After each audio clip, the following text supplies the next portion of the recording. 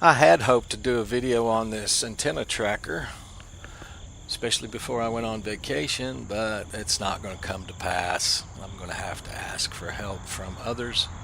Been getting great help from Leslie. I've got it set up. I'm walking away quite a bit distance away. When I get back from vacation, I'm going to have to ask for help from the manufacturer slash users group. I calibrate the compass using the menu, rotate it around 2 or 3 times while it's doing its 10-second countdown. It says OK. I connect the battery to the platform. I turn on my radio, the opposite order of course, and then I sit and wait for it to lock up a bunch of satellites. Once it's got the satellites locked up, I touch the right button to set home. It says OK. And then as you can see, I walked off. Now I walked down the driveway towards the road, and then I walked to the left and circled around, came back up in front of this and walked across the driveway out into the field the other direction and circled. And then you'll see me come back down the driveway after having done those 2 loops, go behind the tracker into another field, make a circle, and come back to the tracker. Tracker isn't tracking it well.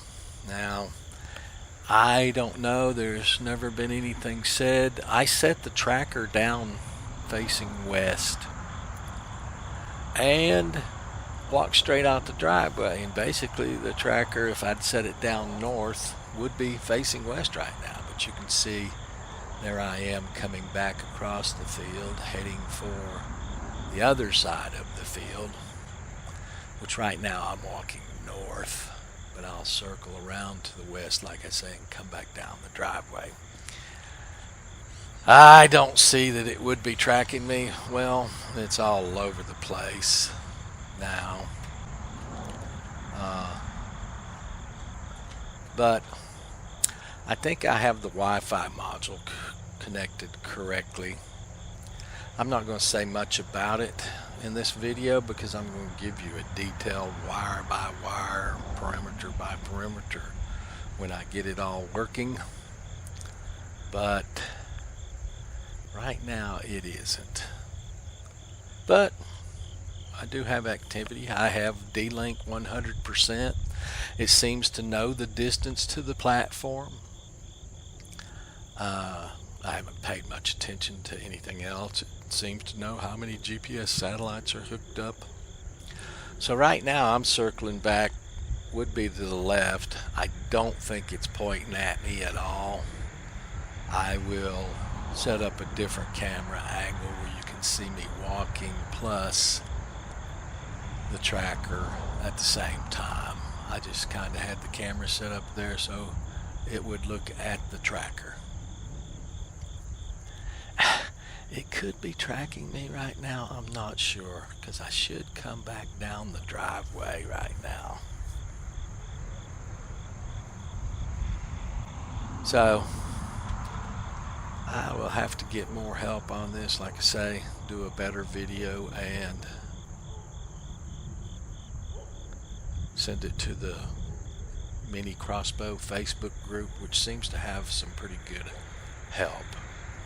Now, I think I'm coming back down the driveway right now, which is west of the location of the tracker.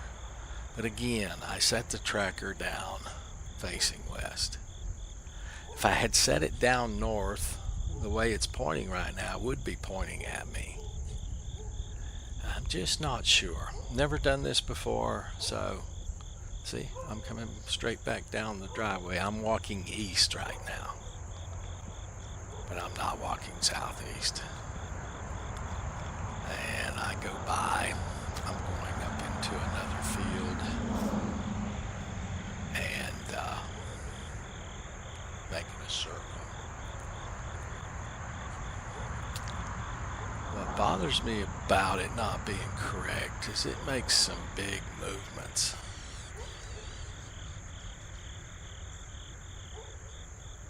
Right there was one of them. And there's a lot of junk going on there. It just doesn't seem right. I don't think it would be pointing at me. But it is sort of working. Sort of. So, let me see if I can toss up Google Earth here and I'll show you the route I took walking.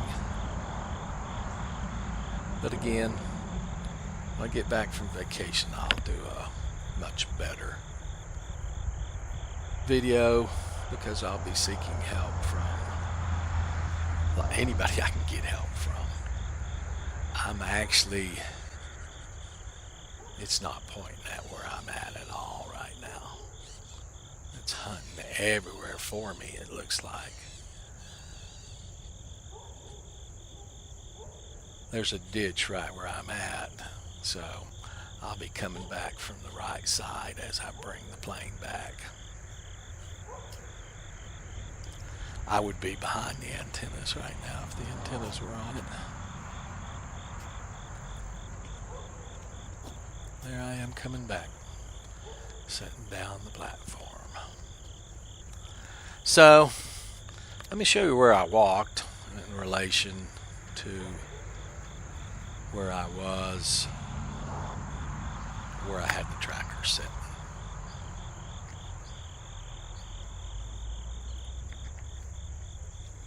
Okay, this is the fields. This is right here is where I set the tracker down. This is north, this is west, this is south, and over here is east.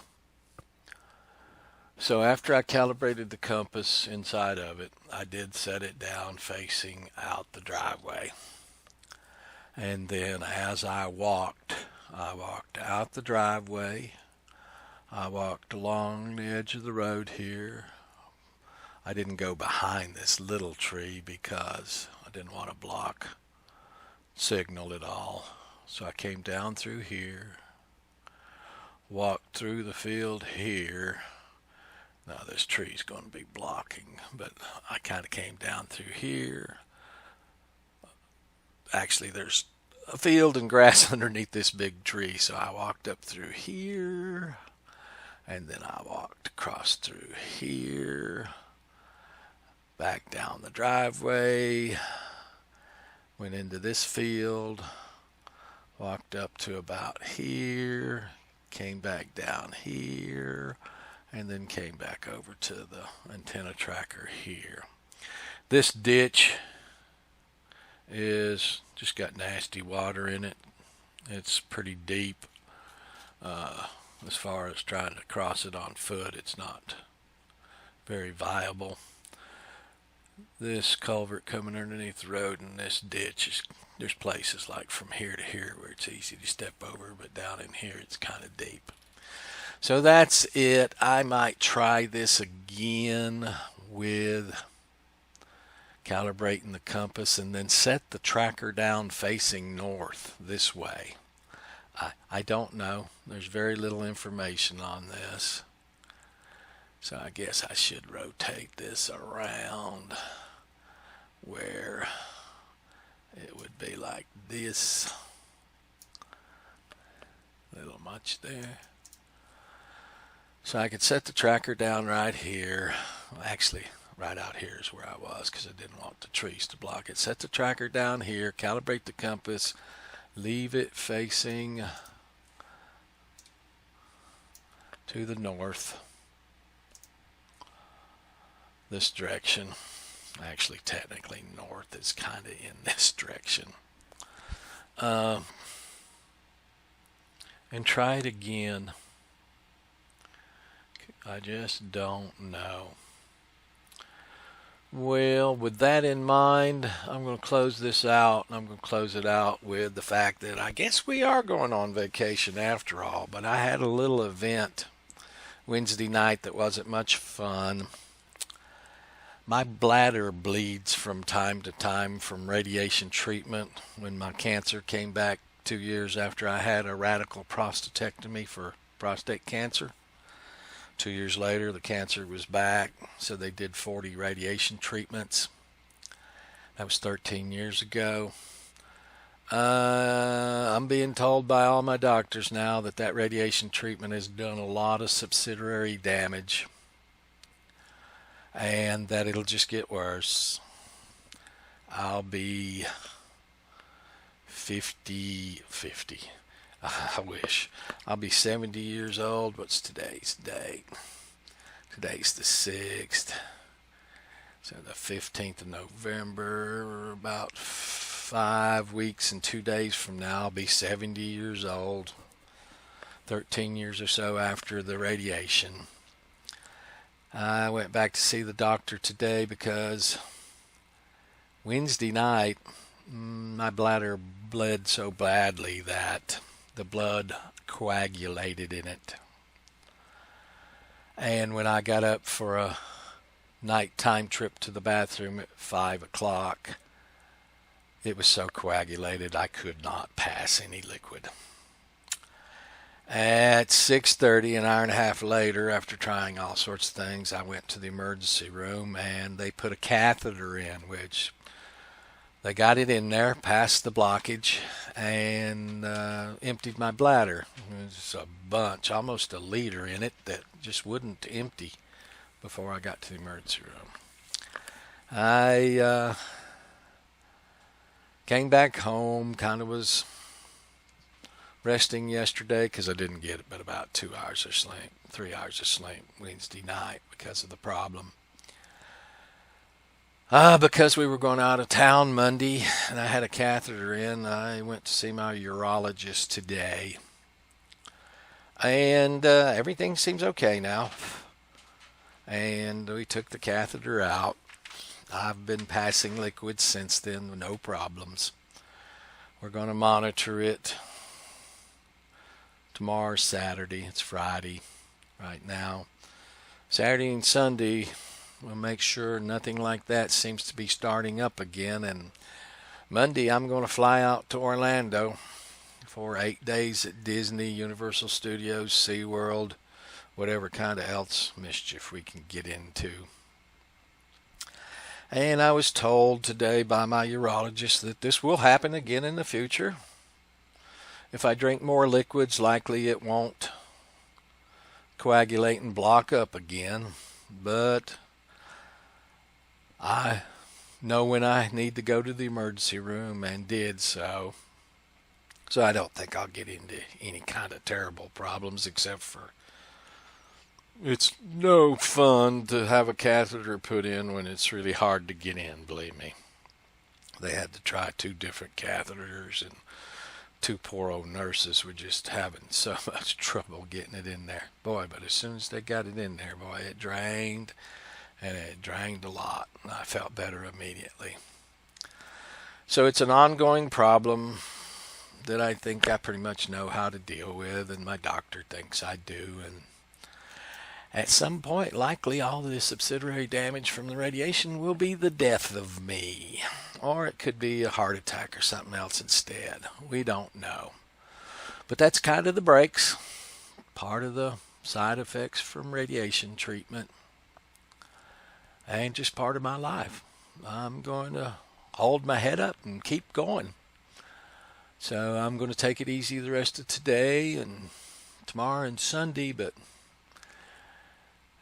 Monday will be basically a flying day, and going to do a few things at Disney Monday night, but Tuesday we strike up quite a bit of activity. Wednesday we're going to Halloween Horror Nights at Universal Studios Orlando, which will be a extreme event, perhaps one of the best. Right now it's a toss-up between Universal Studios California and Universal Studios Orlando. Most people think that Universal Studios Orlando is the better party, but they really do think that maybe Universal Studios Hollywood is, although they have less houses and less events going on, that the quality of their houses and stuff and their scare actors and stuff may be a little higher. But we're going to go heading down. Like I say, if other problems occur, I don't have any problems going to emergency room when it's apparently required. So think everything will be all right. I hope it will be. Or if something happens between now and Monday, I'll be back in the emergency room getting another catheter put in, and we'll have to cancel our trip. This is the biggest vacation of my lifetime. My wife retired, and I'll be turning 70 in 5 weeks. So we have got some things scheduled that are just unbelievable. It's things we've never done before because we really didn't want to spend the money on it. We're taking a VIP tour of Halloween Horror Nights at Hollywood Studios, which is extremely expensive. It's close to $500 a person. You might as well say it's $500 a person after everything's said and done. Where our SeaWorld Halloween Screams party is $26 a piece. And our Mickey's Not So Scary Halloween party on next Sunday is like $126 a piece. It certainly isn't up to what Halloween Horror Nights is at Universal Studios. But we're celebrating big time. So there was a little bump in the road yesterday, but I think I've gotten past it. So far, since I've come home from the doctor, I'm passing liquids fairly well. And we're just going to take it easy. I can't tell you how much people's comments on the little bit of information I let out about this the past 2 days. How much you guys comments, messages to me and stuff just lifts me up, keeps me going, makes me feel like everything's going to be all right, that there's others out there in the world that care. I certainly care about all you guys. That's why I try to help you with all this, although, again, I'm not an expert. I'm just a fellow hobbyist who has a lot of training and experience in electronics. And, I had my private pilot's license at one point and flew real airplanes and get a lot of experience from that.